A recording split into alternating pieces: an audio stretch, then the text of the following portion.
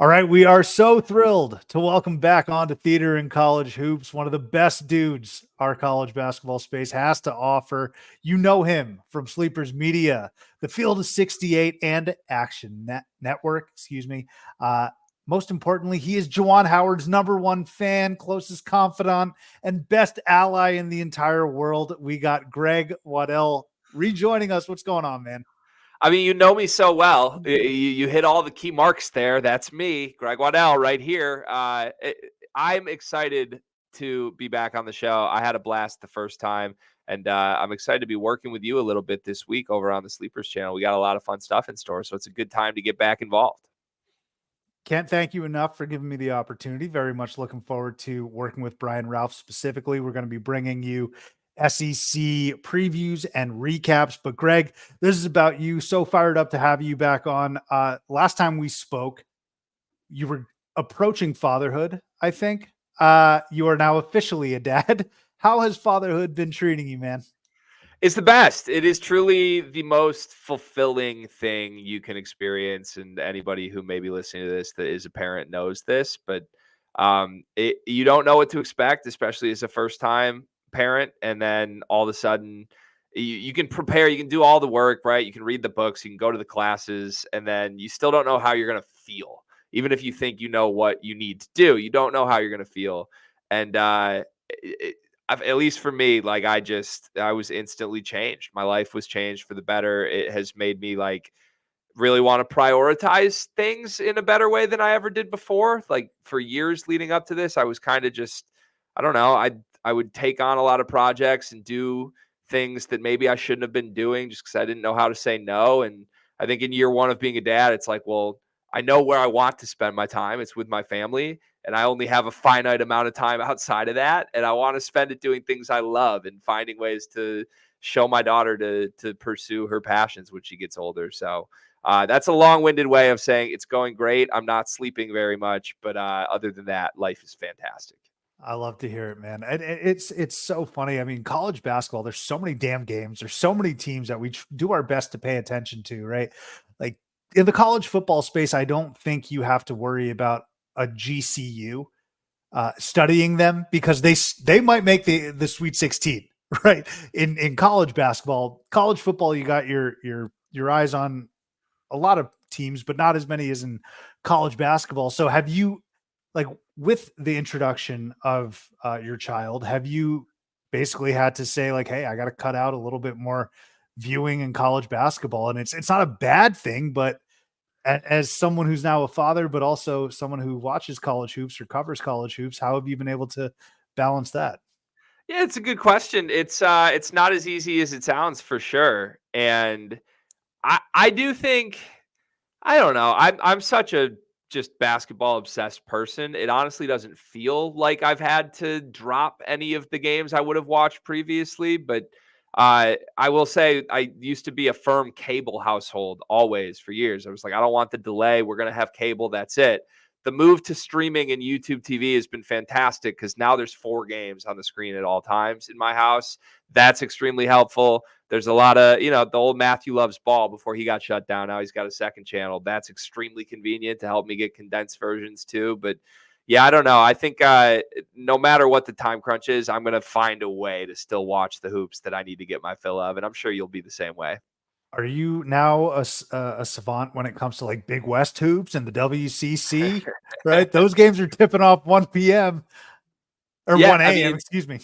I've watched more Mountain West this year than I ever have, and it was a good year to adopt watching Mountain West basketball because there's like a bunch of teams that are legitimate NCAA tournament teams, and it's a really fun brand of basketball compared to the plodding Big Ten that I've grown up with. So yeah, I draw the line at Hawaii. I mean, I'll watch it. It's always on ESPN Plus, and I'm usually still awake. But that's normally been my trigger right now to put the phone down, turn the alarm on, and go to bed. That's right. That's right. Yeah. So we talked a little bit about YouTube TV. I'm glad you've made the transition because I was a very staunch supporter of cable. And first of all, the delay was a key criteria. And then sometimes you're just terrified of a big moment under 2 minutes. It's a one possession game and you get that buffer. Like, I don't want that. But the cost just became too ridiculous to justify. I don't find much of a delay. Maybe I just put my phone down and don't have to text immediately or read a text from a crazy play. I can just watch it play out. But man, the multi view, right? The split screens, 4 games at a time. I was talking to my wife. She was like, "So, do you think you're going to be going out to a bar or something first Thursday, Friday?" And I was like, "Are you kidding me? The whole purpose is so that I can watch it underneath my blanket on the TV." Yeah. Yeah, no, it is life-changing, it truly is. I think you summarized the reasons to avoid it extremely well, and, it was cost for us too. Once our daughter got here, it was like, okay, we spent a lot of money on baby toys and clothes and essentials, diapers, right? And it was like, "Wow, well, we're paying way more than we ever anticipated to for cable. Let's drop it." And yeah, I the Saturday slates are what I've noticed, like, my dream is just to sit in front of the television on an all-day slate when there's thousands of games on. It's the March Madness experience, and I do feel even, when, we make a trip to the park every Saturday if we can, I've still felt like there were more March days sprinkled from November to February than I've ever felt in my life, all thanks to YouTube TV. We just cut a promo for YouTube TV. So be like, "What are we doing? Like, you That's gotta get the true. bag for this." That's a very good point. Let me see if I have any connections over there. But speaking of what we're doing here, Greg, we talk a little bit about your personal life. I'm glad you're glowing, which is terrific. But Sleepers podcast, man, you guys are killing it, and the ascension that you've experienced and that I've witnessed is nothing short of remarkable. It's really neat. In the time that we've known each other, you've experienced tremendous growth, and that's a credit to you. It's obviously a credit to Carter, who I really wish was able to join this program. I'm excited to see what his highlights look like, by the way, because I think he's at a men's league game right now. But can you do your best to attribute what the or why you're experiencing so much success over the course of this last year? Just name a few things if you can. Yeah, 100%. And I appreciate you being so kind about it as well. There's certainly days where we're proud of what we're doing and we enjoy it. And then there's days where it feels like we've lost our minds and you don't feel a lot of those positives. But the growth has been something, and we're still a long way from where we want to go. But we've had some opportunities come across our desk this year, some that are upcoming and some that have just come from the videos we're putting out on our channel. This preview and recap model we've stumbled on that have really changed things for us, and I know has made a difference in people that are watching this as lives, which has always been the goal. But I think a story, I don't know if too many people know this because I don't talk about it super publicly, but personally, this kind of came out of me getting laid off at the beginning of the season.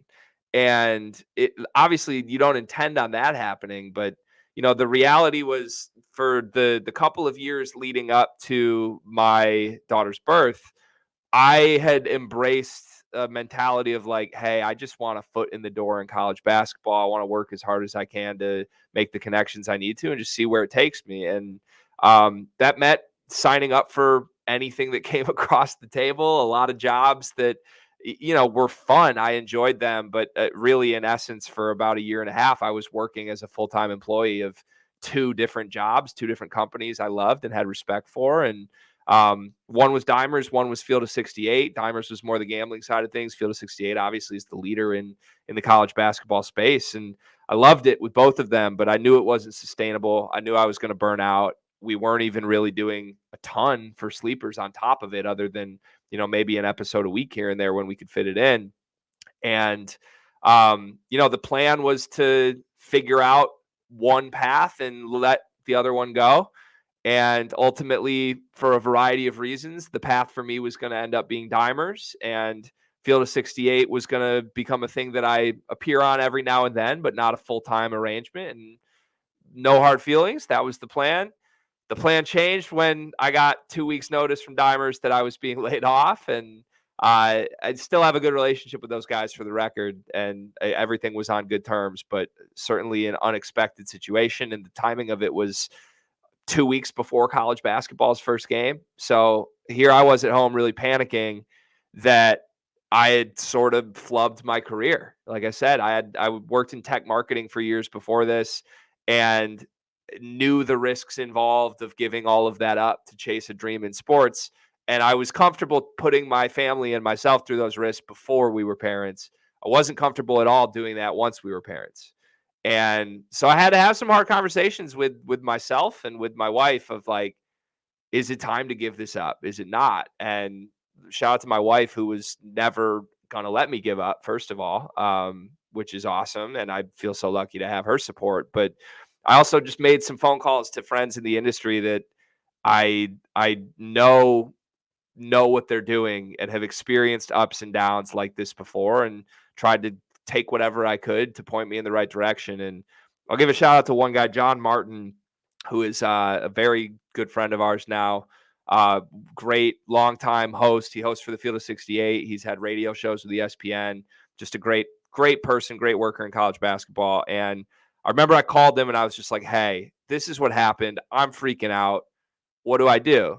And he was like, man, my best advice to you is make yourself the platform. It's like I totally understand and I can relate to feeling like you need someone to give you the validation that you need to go do the work you want to do. The reality is you don't need that. Like what you guys are doing with sleepers could be what you want from someone else. And the moment I heard those words, it flipped everything in my head. I was just like, why am I job hunting when we have the chance to go out and try and build something ourselves and see what happens? And from a result of that, we started upping our work ethic. I mean, I called Carter, who has been nothing but supportive, and he still works a full-time desk job. So I can't give him enough credit in the world, but just called them like, hey, if I told you I want to spend all of my time on this, what would you do? What would you be willing to commit to? And he was like, anything you need. And from there, we've basically 5 times the amount of work we do on it, previews and recaps for a bunch of big games. And I think the moral of the story is the good news came from bad news, and if the bad news never happened to me, we're not even doing any of this. And there's a lot of luck involved in the fact that that became the outcome, but it has been incredibly rewarding and fun to see the growth, and quite frankly, to see that there's still lights on in my house at the end of all of it. I really can't appreciate it anymore how candid you were just now, revealing all of that behind the scenes stuff as well. I really appreciate that, Greg. Honestly, I can't imagine what was going through your head really as your family was growing at that juncture. And I always say this, Greg. I always say that it feels like a marathon in college basketball with the amount of games that we watch and the amount of teams that we've watched, which I've already alluded to. But it can be so compact, right? This was only about what, 3 months ago, pre-Thanksgiving Yeah. or so. You said 2 weeks prior to the season starting. So it's insane how that works. I'm glad the lights are still on. How's the electricity over at Carter's? That's another thing I was going to ask. Are the outlets okay? Maybe too good. I think the problem may have been there was too much electricity in his walls, but he's still breathing as far as I know. God bless him and hope the men's league performance is going well. We are sure that we will see the highlights. I'm looking forward to it. All right, let's dive a little bit into the sport itself, right? The landscape. I want to start with this.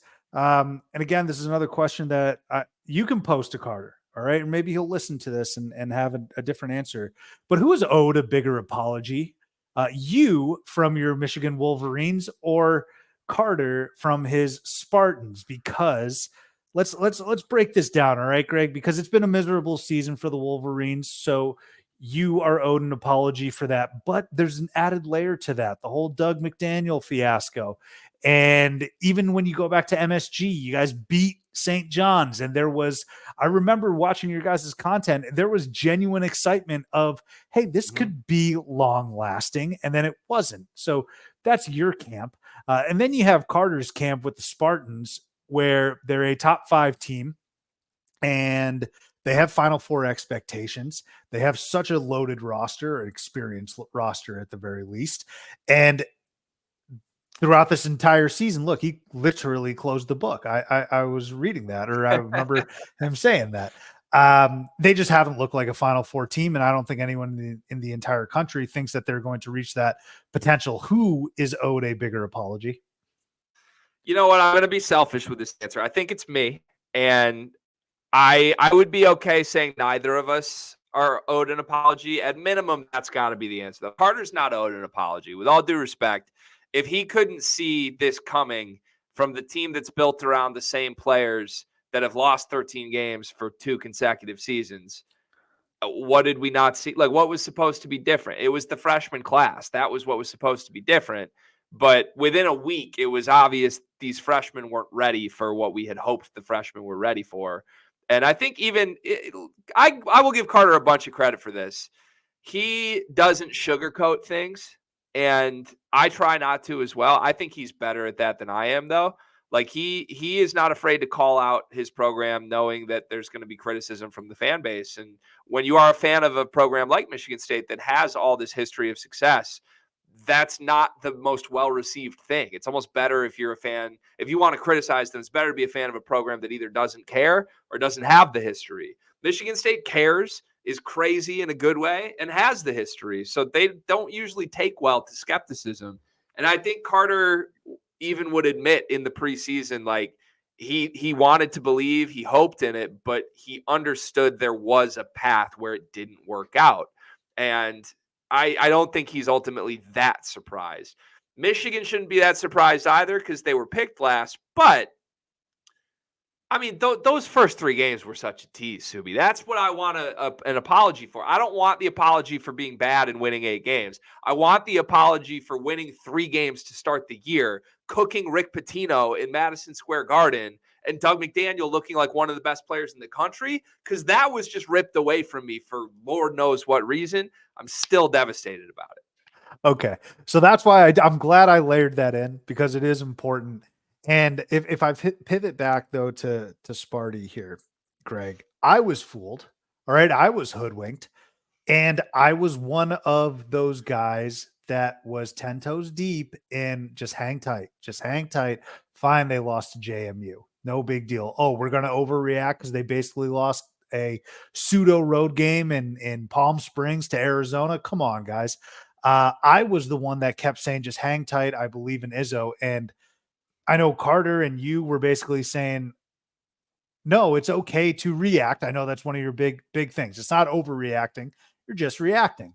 But I kept saying, I believe in this Spartan team.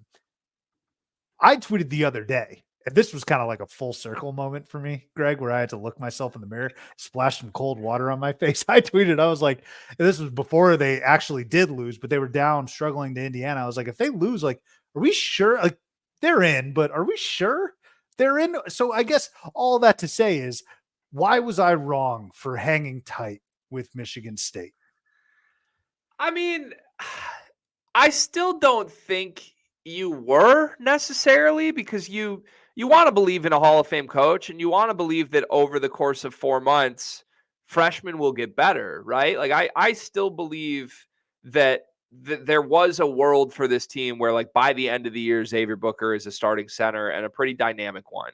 But he didn't get a lot of opportunities even in the middle portion of this schedule. And he started to get some late. And honestly, I think those have been some of the highest upside moments Michigan State's had. But I mean, he looked unplayable in his last 2 games, even after having a good couple of weeks there. It's not Michigan State's fault that, like, Jeremy Fears was shot over, like, it sounds crazy to even say that for people that don't know. Like, he was shot in the leg over Christmas break, and he was the most promising of the freshmen that looked ready to play and would have taken serious minutes in the backcourt from AJ Hogard with the way that AJ's been playing. So I don't know. It's hard to pin it all on Michigan State, especially when Tyson Walker's injured right now. But that to say, I don't think you were crazy for believing in it. You would be crazy if you sat here and said, like, AJ Hogard is a star, that's why Michigan State's going to be good, which I think deep down Tom Izzo might still believe, because he's talking about him being on magazine covers as a reason that he should be a great player right now. And I've never seen it with that guy at any point in his career.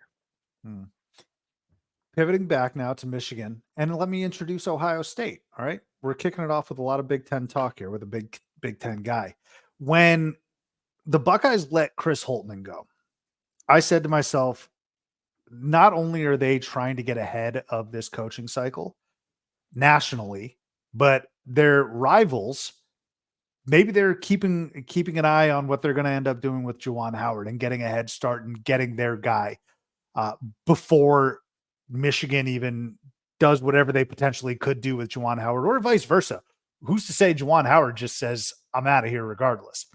What does the outlook look like? Excuse me. What is the outlook for the Buckeyes and Wolverines, right? Jake Diebler's done a tremendous job with the Buckeyes. Juwan Howard's still going to coach out the Big Ten tournament, unless he decides to let Phil Martelli do it. I don't think there's a Philadelphia connection there. I think people forgot about that. But what's the outlook for both of those teams? Oh boy. Bleak for Michigan until Juwan Howard's out of the program. And it gives me no joy to say that. I really don't. I would have loved for this to work with Juwan. I don't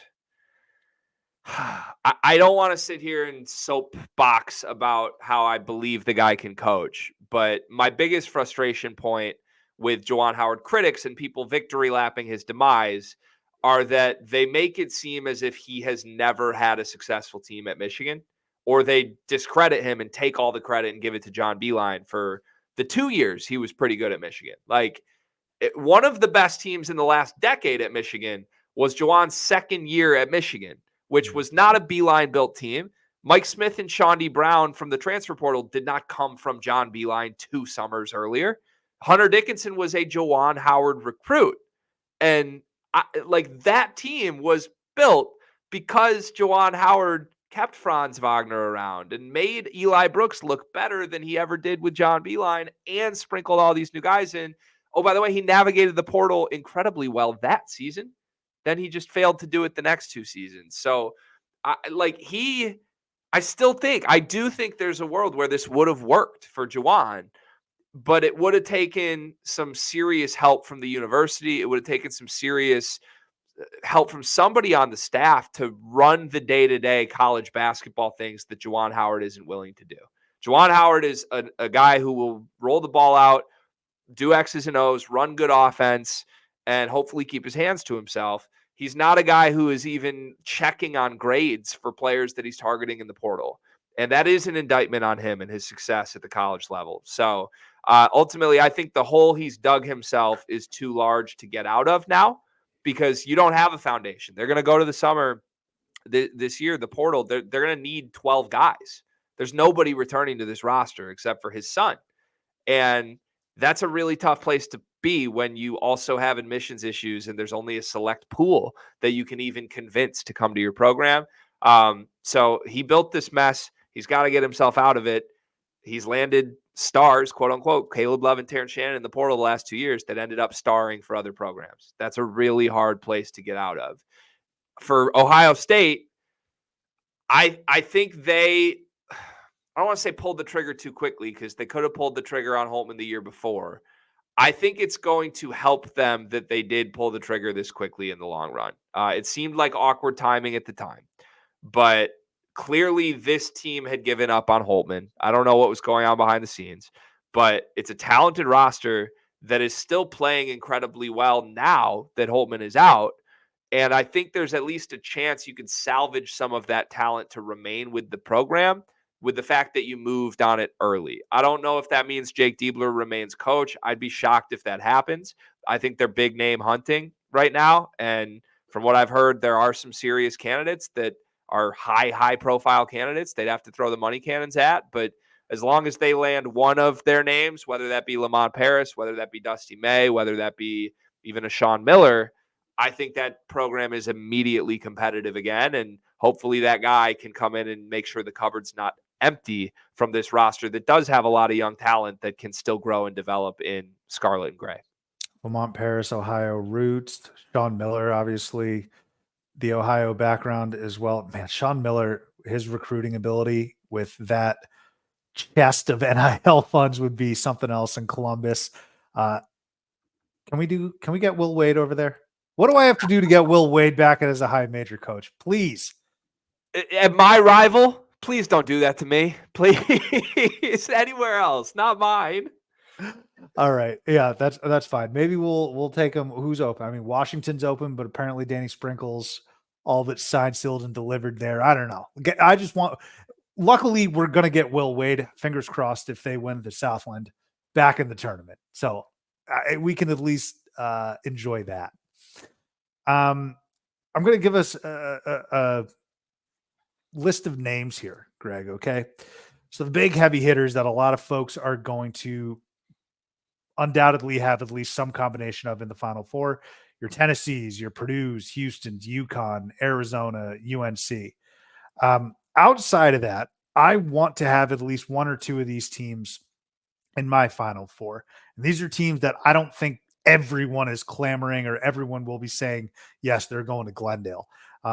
So this list here, Greg, I got Creighton, Iowa State, Illinois, Auburn, Kentucky, because good Lord, Reed Shepherd is going to butter your bread. That guy's unbelievable. South Carolina, they're like, you cannot kill them. They don't look pretty, but you just can't kill them. And then BYU. BYU really impressed me. I think it was when they played Iowa State.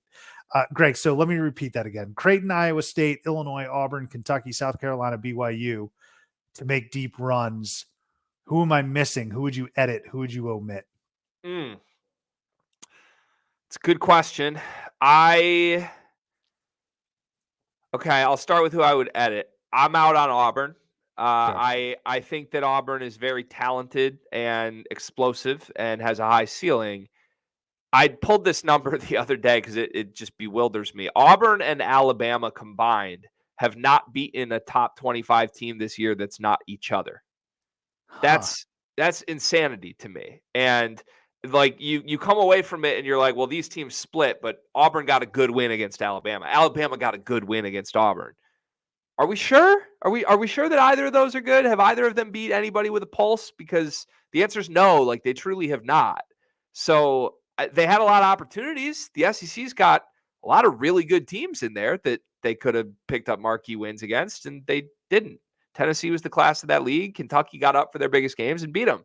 So I don't know. I think Auburn, to me, they strike me as a team that I would have been all the way in on if Aiden Holloway looked ready right away. And I mean, I give Bruce Pearl credit. He removed him from the starting lineup midway through the season. Seemed like Auburn got better when they made that change.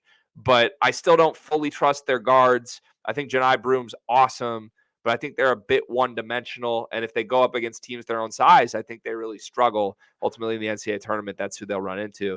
I like a lot of the other teams you mentioned here, though. Like I think Creighton and Iowa State are both Final Four level teams if they get the right draw. Iowa State, I've been beating the drum for all season long. Best defense in the country to me that's not Houston. A great point guard. They've got scoring on the wings. Milan Momcilovic might be the best freshman scorer in the country. He's hit a little bit of a wall in the last 2 weeks, but before that, he was like lights out. So they're not going to get punked. They're not going to get out physical. They're not going to, be scared in the backcourt because Lipsy really takes care of it. And I think they got a great coach in Otts who is kind of it's too early in Otts' tenure at Iowa State to try and define what he is. But I think he might be the next great coach that, whether it happens at Iowa State or leaves it, is like a guy who you expect to be a top 10 to 15 team in the country year in and year out. So those are my two favorites of the ones you mentioned, Kentucky and Illinois. Boom or bust. Won't be surprised if either of them make it all the way to the national championship game. Won't be surprised if either lose in the first round because they give up 95 points to whatever 13 seed they're playing that day. It's just a scary proposition. Illinois, man, I want to buy them so bad. I really do, because they've been a top 10, top 13 team essentially all year. And it just seems like nobody's really talked about them. I know you're a Big Ten guy and you guys spend a lot of time on them. I understand that. But nationally, it seems as if nobody really talks about how versatile Coleman Hawkins is. Maybe they do. Maybe I'm wrong. But nationally, it feels like nobody's really talking about Marcus Damask and how he fills it up. I think Terrence Shannon gets his just due. But when you have those three guys, Dane Danger's coming along pretty well, and a team that's won consistently, like outside of Purdue, who is arguably the best team in the entire country, but outside of Purdue, I think Illinois is very clearly the second best team in that conference. And then the rest, you can have a discussion, argue with your mother. I don't care. But Illinois is the second best team in that conference. And so I'm sitting to myself, I'm like, I don't see Cam Crutwig right now taking them down. Like, why can't they get at least to the second weekend? I just don't know. They definitely can. I mean, they're 10th in the country on Ken Palm right now, and I think that backs up what I've seen through my television screen all year, and then what I saw in person in Champaign this week. We went to Illinois Purdue round 2, and I thought both teams played anywhere between their B and their C effort in that game. I don't think either was lights out. Illinois had a lot of chances to win, and ultimately Braden Smith was crazy late in that game to slam the door shut. But I do think they can. I mean, to talk about a team that's due for some March luck, like they can't keep getting horrible draws year after year. And I don't like to make that my angle with whether or not I believe in a team, but like the reality is at a certain point, they're not going to draw a team that's top 10 on Ken Palm in the first or second round every single time that's underseeded by 3 seed lines. That's been happening. And then we blame Brad Underwood and make jokes at his expense. I say we because I do that every single time, knowing full well what's happening. They're getting unlucky. Not to do the Illinois Purdue comp, but like make the comparison. Purdue's not losing to teams that are super underseeded. Purdue's getting breaks in the NCAA tournament and not capitalizing on it. If you gave some of those breaks to Illinois, I think the narrative on Brad Underwood's March success is completely different. So I am rooting for it to happen.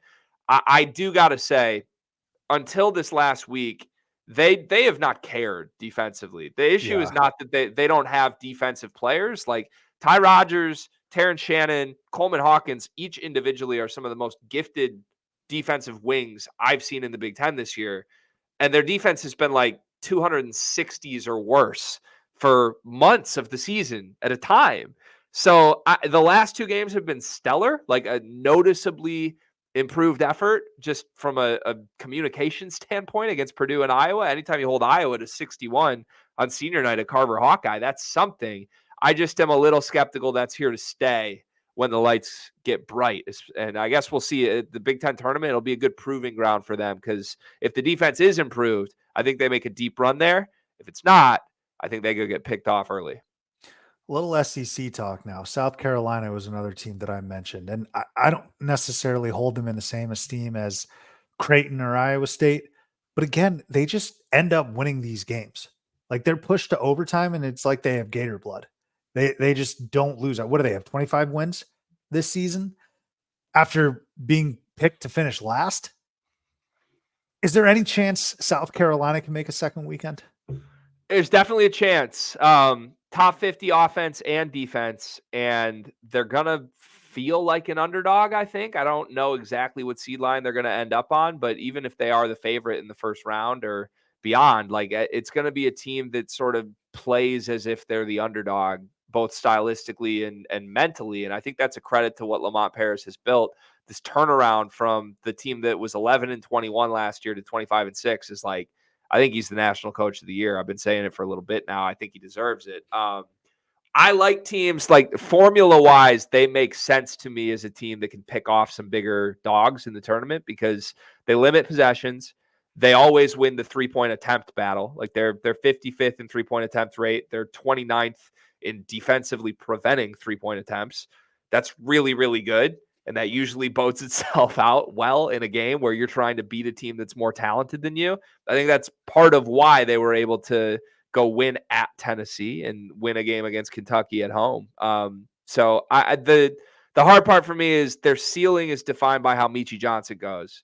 And he is a guy who can, be lights out and not miss and pour 30 on you, or he's a guy who can go 1 for 16 and your season's over. We've seen both on and off throughout the season.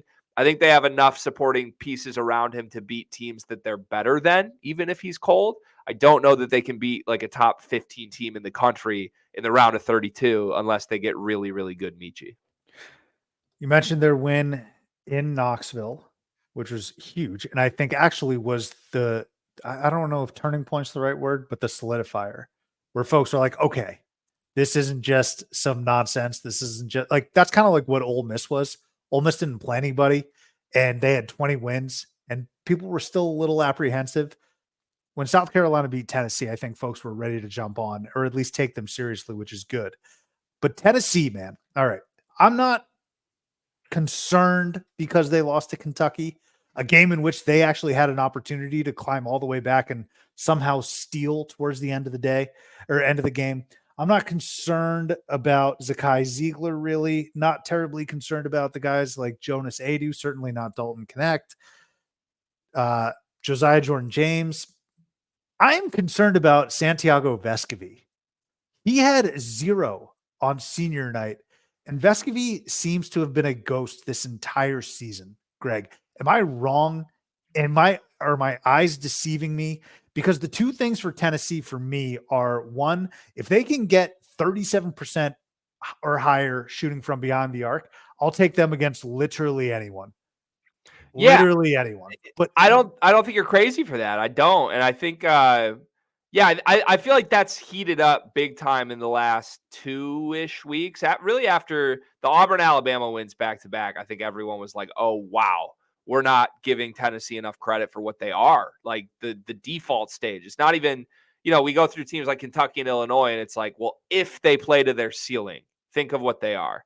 Tennessee doesn't even need to do the if they play to the ceiling game. Like Tennessee just is what they are. They're really good. Dalton Connect is a bucket every single game, no matter what you do. Like there is nothing you can do about it defensively. He's going to get you 30, if not 40. And it's an elite defense that has vets everywhere else. Like it's just a formula that works even at their worst.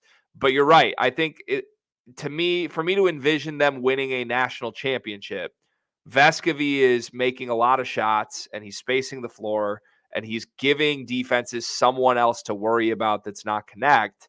And that hasn't been happening for the last 3 weeks. I mean, this has to be the worst stretch of Vescovi's career offensively, which is strange. It's a strange time for that to intertwine with the same stretch of games where everyone's all the way in on Tennessee. So I'll be keeping an eye on him. I'm rooting for him because he's a fun player to watch, and I think they need him. But yeah, certainly not going as to plan for him individually right now. I just need a few shots. I don't even need him making a lot. But like 0 can't cut it. When you got Yeah. Dalton Connect backpacking for 40 against a red hot Reed Shepherd, Dillingham, like just if you give 5, they probably win that game, right? Yeah. So the Vescovi piece is going to be integral, and you trust Rick Barnes to get his mind right, put him in spaces where he can succeed. So that, I mean, everyone was enamored with the matchup between Reed and Dalton, rightfully so. That's what you should be looking at. But I was over here saying to myself, man, if Vescovi just contributes just a bit more. JMU punches their ticket, man. 30-win team. Is it lazy for us to just say that they're this year's College of Charleston? Because last year, heading into the CAA title game, I think Charleston was sitting on 30 wins, and everyone was like, obviously, you want them to just take care of business. Same thing with JMU. Is it lazy to say that they're pretty similar? No, I don't think it is. I don't. I mean, I believe in this JMU team because, well, one, I saw it first game of the season, but I think they've gotten better, right? Like this isn't a team that I question of like, oh, were they hot in November and have things changed? It's like, no, they've sort of been who they are from start to finish and won 31 games along the way. Now, contrary to what I said about South Carolina of why I believe in them, they don't limit possessions. They play extremely fast, and that's fun. I don't know if that's going to work against the best of the best in the NCAA tournament. Like to step broadly back and look at their schedule this season, the only other team than Michigan State that they have faced that is top 100 in the country is App State. They lost both those games, got swept in the regular season by App State, didn't run into them in the Sun Belt Conference tournament. So I don't know. I think they caught Michigan State by surprise. They haven't caught anybody else by surprise. They're certainly not going to catch anybody by surprise in the NCAA tournament. But with the way they shoot the basketball, it won't be a shocker at all to see them win a game or two once we get to March. 30 wins regardless is truly, truly something else. It's fun seeing these mid-major teams, no matter who they're playing, they don't trip up. It seems as if they just really don't trip up for more than 4 or 5 times, which is very impressive to say the least. Let's have a little fun here, Greg. Some quick hitters. Want to get your thoughts on just general topics. There's been a lot of discourse regarding whether or not college basketball is interesting to the casual fan. There's been a lot of chitter chatter around that. My personal stance is that we don't do a good enough job pumping up and promoting guys like Dalton Connect. Like we know who Dalton Connect is, but my mom was texting me about Caitlin Clark, who is legendary, of course. She's not texting me about Dalton Connect, who's also a blast to watch. I think we do a poor job of promoting it. I'm not saying you. Um, the pieces are there, but I kind of also see how folks are just like, look, man, this doesn't move me. I'm sorry, but Zach Edey doesn't move me. Where do you stand on this whole discourse? I think how do I put this nicely? I think that Zach Edey being the player he is a large part of the discourse, and I think it's incredibly lazy. Lazy from the people propagating that college basketball isn't fun. Um, I completely understand thinking Purdue's not fun. I have no qualm if you want to say like I don't like watching Zach Edey play basketball. I don't like watching Purdue play basketball. I would disagree with you. I have found a bunch of pleasure watching Braden Smith develop from like this plucky underdog freshman that everybody was out on last year as a reason why they were going to lose into one of the three best point guards in the country. Like that's happened, and I've watched every step of the way, and it's been awesome. I also greatly enjoy Zach Edey. Like I don't get upset watching him get fouled 20 times a game because nobody can guard him without fouling him. And I think product wise, it's not as fun as watching some guard go take step back jumpers and, shoot their way to a national player of the year. But he's one of one. We're not ever going to see another player like him again in college basketball, and how dominant they've been in the regular season. I think should be appreciated and celebrated no matter what you think of him. And he's a great kid too. Like talk about great stories. Like he spends 2 hours after every single game until literally the custodian staff kicks him out, taking pictures with fans and even opposing fans and signing autographs. Like I just saw Champagne janitors literally had to kick him out of the arena because he was staying after to take pictures. It's incredible to watch from a personal standpoint. So to me, that's what it is. It's frustrating. I think we don't have to make this women's versus men's. We Right. don't. Like we can be fans of both and celebrate Caitlin Clark for all that she is without saying, damn, there's no stars on the men's side. I've never interpreted it that way. I've been watching more women's college basketball than ever. I enjoy it. I think the characters and the personalities that we have and the skill sets, quite frankly, there's some great women's basketball players right now. And it's fun, and I'm going to keep soaking it in. But I think you're telling on yourself a little bit if you try to do something to discredit the men's in favor of saying you like watching Caitlin Clark. They're disconnected. Right. I think I'm like looking at myself inward because personally, I love college basketball and everything you said is accurate. I went to go see Zach Edey live in December, man, and also Braden Smith, who sauteed me, him and Fletcher Lawyer. All right. It's like the greatest backcourt I've ever seen in my entire life, that game against Arizona. So I'm with you and I'm always going to tune in, but I know I'm not the average fan. I'm tweeting theater from like normal Illinois. You know what I mean? Like I know I'm not the average fan. So I'm sitting to myself and I'm saying, like, if I can view this in through their lens, what can I do to be a better, I suppose, ambassador, or what can the sport do? And that's what I've been brainstorming as opposed to just recoiling like a snake, which I'm not saying folks have been doing, but I don't want to just say, no, well, you don't know shit or you don't know anything. You don't know diddly. Like what you're seeing is incorrect. And you should be seeing it this way. I'd rather try and be a bit more solutions oriented because like I see things in a certain light. Golf, for example, golf. I will say I'm not a Masters guy. I'm not going to get the pimento cheese, all that good stuff on Sunday. I'm going to tell, but I'm not also not going to say like the Masters sucks. I understand the numbers it does. So I guess I'm just trying to find a solution as opposed to just saying, well, no, getting defensive. These guys are great. Does that make sense? It does. It does. I think look, I not to make it about Purdue again here, but I think like part of the conversation for me is like I don't think you can deny Caitlin Clark's greatness, and I don't think you can deny Angel Reese's greatness. Like we watched these two play in the national championship game last year.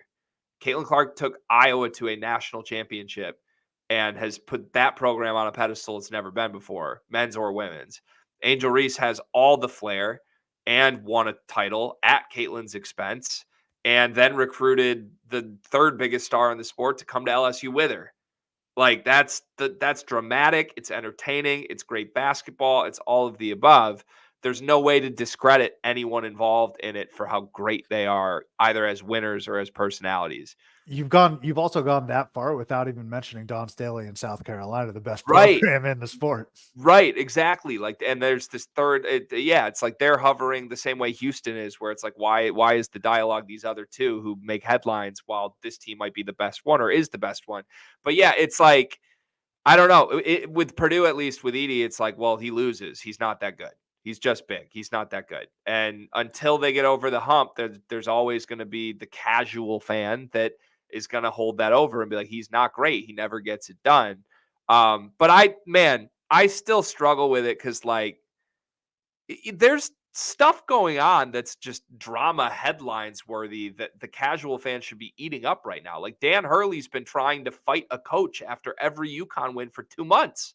Or not a fan. Like, he's Yeah. literally he's challenging people to parking lot fights, and they're 28-3, and he's still doing that. And I mean, how could you not love the drama of Duke, North Carolina? I don't love players flopping or trying to trip people, but, like, I love seeing a rivalry win that turns into taunting the student section. Like, that was crazy. And I'm sitting here watching people tweet through the fight in the women's game about how entertaining it is, when I feel like we just watched some really entertaining chippy things on the men's side that were front page ESPN level headlines that aren't getting the same love these days. So I don't know. In summary, Zach Edey needs to win a national championship so that I can victory lap it and everyone will be happy. Kentucky's pretty fun too. Do I need to scream from the mountaintops about their guard play and their offense? Kentucky, little old Kentucky. Yeah. The little guy needs your help. Go save John Calipari. Let's keep let's keep rolling on here. What was your favorite mid-major tournament this past week, and why was it the A-Sun? Because if you don't answer A-Sun, I'm getting you on out of here, man. I mean, the A-Sun was so good, right? Like, isn't that actually might be the answer here? I don't know. I don't know. I've been enjoying the SoCon, which is wrapping up as we're finishing right now. I think both Samford and East Tennessee State were teams that I think could have done some damage in the NCAA tournament. Little bit of a Cinderella run from ETSU, Yeah, because I mean they finished, I think, what, 7th or 8th in this league in the regular 7th. season. But I mean they've been playing really good ball. It looks like they're about to wrap up a loss to Samford, who remember, opened the season with Purdue and kind of played the whole. They have like the Dallas Graziani, Graziani. yeah, Yeah. yeah, the shortest guy in college basketball doing the tip against Zach Edey. Well, now they're back in the NCAA tournament. Wouldn't it be fun to get a Purdue Samford rematch? But they've been really good. I was looking forward to that one tonight. I've had it on the background while we're recording. We were lucky enough to have assistant coach Mitch Cole on the program over there at Nice. Samford, and I had to ask him, dude. I was like, "You remember this game?" And he basically said, "Yeah, Bucky's got everyone in the room, in the coach's room." He's like, "I got an idea." And it obviously spills out the Dallas Graziani taking the tip against Zach Edey. And the younger assistants are like, "I love it." Older assistants are like, "What's going on?" The crux of it, though, is you got to drum up some anticipation for your program and your game. And that's how it started. 29 wins later, one of the best offenses in the entire country. They're going to be a problem to deal with. I can't wait to see how Samford performs here in the NCAA tournament. Yeah, 100%. I'm right there with you. It's fun to see teams that, like, don't run from whatever their moment is, end up growing from that moment. Like, it's why I enjoy, like, Cinderella runs are special, but if you do it again or you come back on the radar for something else, it's fun to have those characters in the back of your mind, and not to equate a Cinderella run to Samford getting blown out in Mackey Arena on the first night of the season. But it's fun to see a team, oh yeah, I remember them for this reason. Well, now I remember them for being a really good basketball team too, and maybe they get a chance to even add to the fun that was their personality at the beginning of the year. It's very well put. Hey, your thoughts on mid majors that are good versus mediocre power teams? So we're talking your Indiana States, We're talking your App States, who's not going to get an at-large, but just for the sake of this exercise, if we recorded this 24 hours ago, your Samfords, your JMUs, versus your Villanovas, versus potentially your Michigan States. Just your general thoughts on that, because I fired off a tweet yesterday and I was basically saying this is like a legacy who's applied to a prestigious university and think the university is the NCAA tournament. Uh, Legacy's waitlisted, and some kid from the public schools who scraping and clawing has no legacy, has no pedigree, if you will, is also waitlisted. Just your general thoughts on the discourse between those fan bases and people picking and choosing, cherry picking stats to say, well, Villanova can't do this, but then also like this, Indiana State hasn't played anyone, all this rhetoric. I hate it. I hate I don't like bracketology season much. Maybe that should be obvious since I'm a Michigan basketball fan and I want to tune it all out these days. But you're right. Like the point that is important to me is you can cut up the numbers however you want to make your argument for and against whatever teams you want. There is no definition to it. It's just use whatever tool. And we have so many tools. That's the thing. College basketball is now full of all these really smart people who have made livings and resources and tools for people like us to interpret and watch these games to know who's good and who's not, but they're all different. And none of them are the Bible. Like, it just is what it is.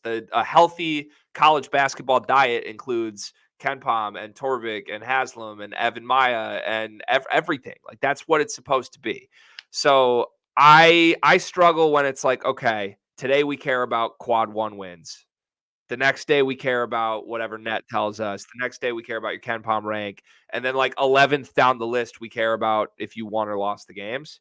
At a certain point, it feels like we're missing the mark on that. Where that pertains to your kind of the head to head of like teams from smaller conferences trying to get in versus the 11th place team in the Big 12 that I don't know. It's a tough spot to try and fit 68 teams into a tournament with. I can tell you this. I think there's more mediocrity at the power conference level than there has ever been. And I think that's a result of the changes to the landscape of college basketball, giving players an extra year. There are a lot of guys who have stuck around and or just gone and taken a paycheck at the power conference level that are not going to be professional basketball players in 12 months, that are 23 to 24 years old doing this. And I am looking forward to the days that that's done. I think after this season, we're getting closer to that finish line. But I think it really has watered down outside of the best 2 to 3 teams in the power leagues. There's a lot of mess.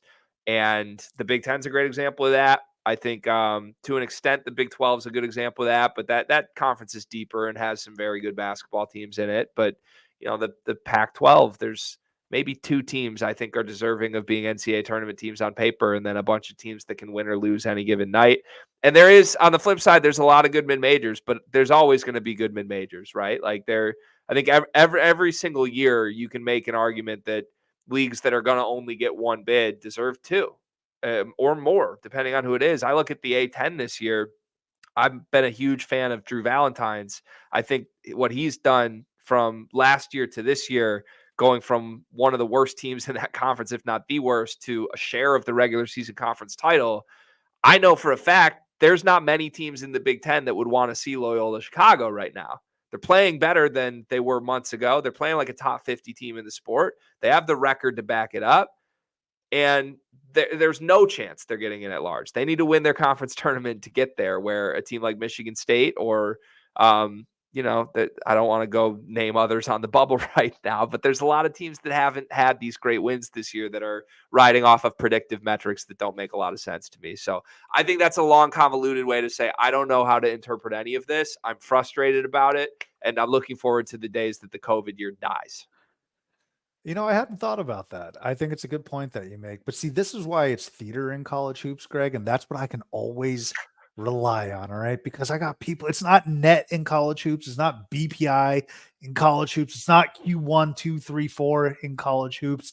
So I'm over here saying, talking to a Villanova fan, and they're giving me all this a great case, very compelling. But I'm over here like, yeah, but have you seen Donovan Dent play for New Mexico? He's sick. He's fun as hell. Like, you don't want to see Robbie Avila in the dance. Like, I've had enough of Eric Dixon. Great player, terrific player. I don't need to see him again. That's Yeah. basically that's my metric over here. Like, have you seen these guys? Yeah, right. Just, hey, don't your heartstrings get going when you see that guy? Like I do miss those days. I long for those dialogues. Well, let me be the guy. I'll be the flag bearer for those days. All right. Nice. Let's bring this back to fatherhood, okay? And you let me know if there's just no correlation here, but has fatherhood made you view college hoops in a more optimistic or pessimistic light, would you say? Oh, it's such a hard question because I have to try and remove my fandom from it, which is incredibly difficult, right? Because I couldn't be more pessimistic about my own program right now, and that devastates me. But I like to think it's made me more optimistic. I would say that that might not be college basketball specific, but I'm trying to take that and apply it to all aspects of life. And the story I mentioned earlier about what I went through on the journey to stumbling into this as a full time thing, it's like you don't know what's going to be thrown at you, and you have to just put your head down and keep a positive attitude and take the breaks that you get along the way, and don't feel guilty for getting them. And in a weird metaphorical way, I think that applies to every college basketball team that's trying to do anything notable, right? It's like all you can do is control what you can control and put your head down and work and get better and hope some success comes along the way. And maybe along the way, back to my Loyola Chicago example, maybe along the way, Richmond loses the final game of the regular season. And now all of a sudden you're cutting down nets that you didn't expect to because you put your head down and had a good year. So I think that's an optimistic viewpoint, I think, right? I believe so. And hey, look, man, don't let me get wacky and take UMass. I love Frank Martin. I love Josh Cohen. Do not let me do it. I mean, I'm gonna let you do it. That's the whole purpose of it. This is basically your primer for making picks. All right, the Jerome, I love it. Speaking of that, actually, again, super grateful, lucky to partner up with Ralph and talk SEC this upcoming week. Be honest with me, would you be very upset and disappointed if I just out of nowhere pulled you know what, Ralph? I think Jerry Stackhouse and Vanderbilt are going to do what Georgetown and Patrick Ewing did couple years ago. The stars are aligned. I think you might get a call from me, but it wouldn't be a call to tell you any bad news. It would be like a, hey, are you okay? Like mental well-being check-in. Like, is Yeah. your personal life okay right now? I'll tell you what, man. That first game is going to be interesting without giving too much away.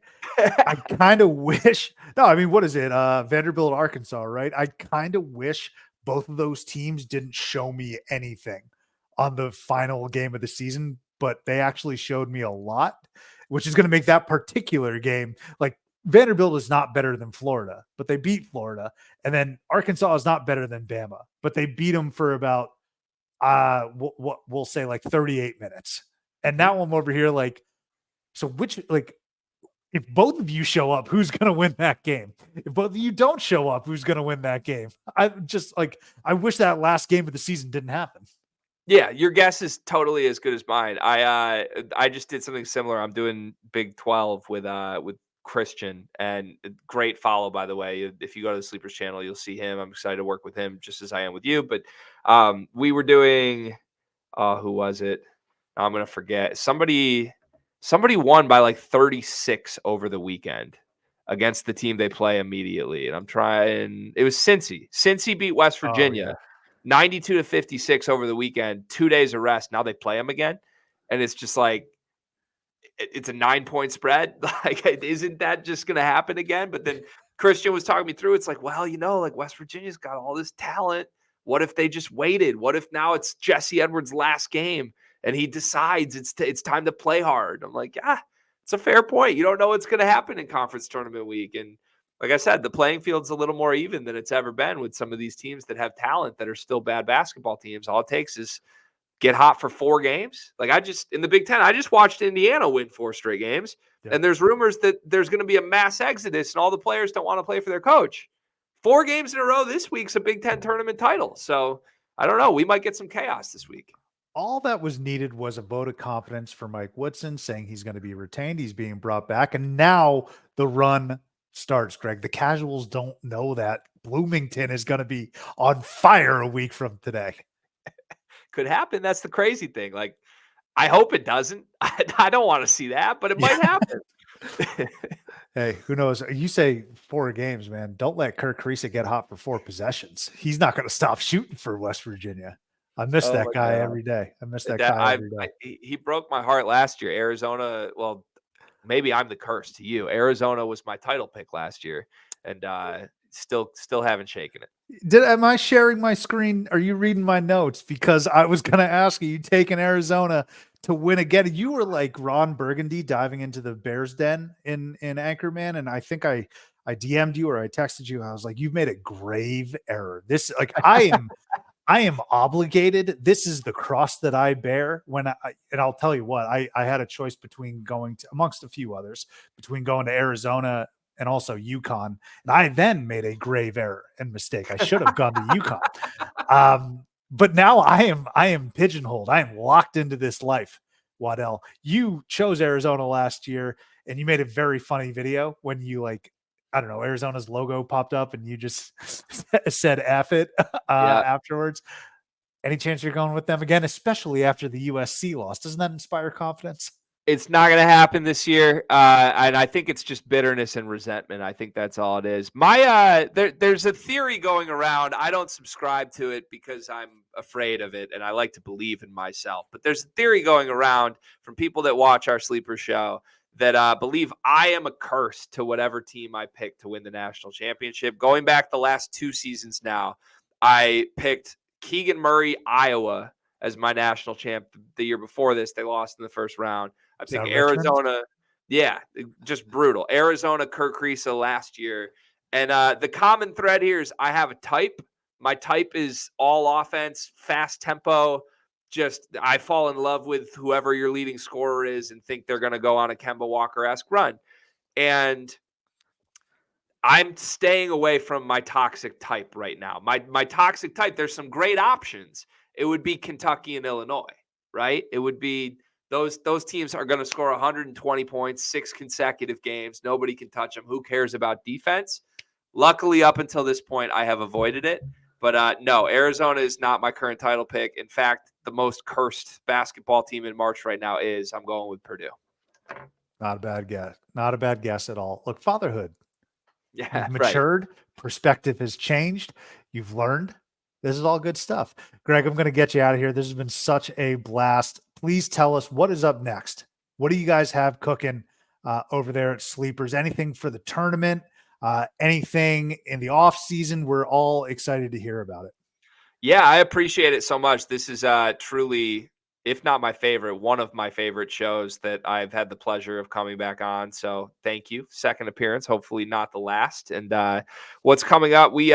So over on the Sleepers channel, we do the Sleepers podcast Monday through Friday. That's Carter Elliott and myself.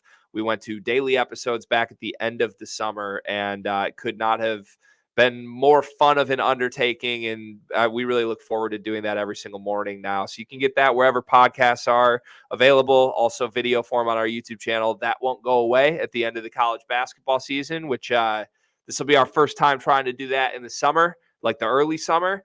I don't know if we're going to become a baseball podcast or what, but there's going to be lots of discussion either on college basketball and the transfer portal or anything else we want to talk about. And then for March, we have previews and recaps. As you know well, we have assembled the Avengers of college basketball, where between us and Christian and a couple guys from Heat Check, Lucas Harkins, Riley Davis, Brian Ralph, we are tag teaming every major conference tournament other than the Pac-12. And we're going to have a preview and a recap video. Yeah, sorry about that. We'll have a preview and a recap for all of them up on the Sleepers channel, and then the same thing for the NCAA tournament. Every single game will be covered. So go subscribe. It would mean the world if you do. We'd love to see you over there. And like I said, thank you for collaborating with me this March. It's been fun to get to know you a little more. Greg Waddell, one of the best in the business. Truly, We wish you nothing but continued success. Thank you again for jumping on, sharing some more stories and insight. We're all smarter because you've jumped on. So thank you again, Greg. And you know what? Enjoy conference tournament week. And man, selection, the holy day is coming up, Selection Sunday. It's a beautiful feeling. It really is. Thanks for having me. All right, Greg.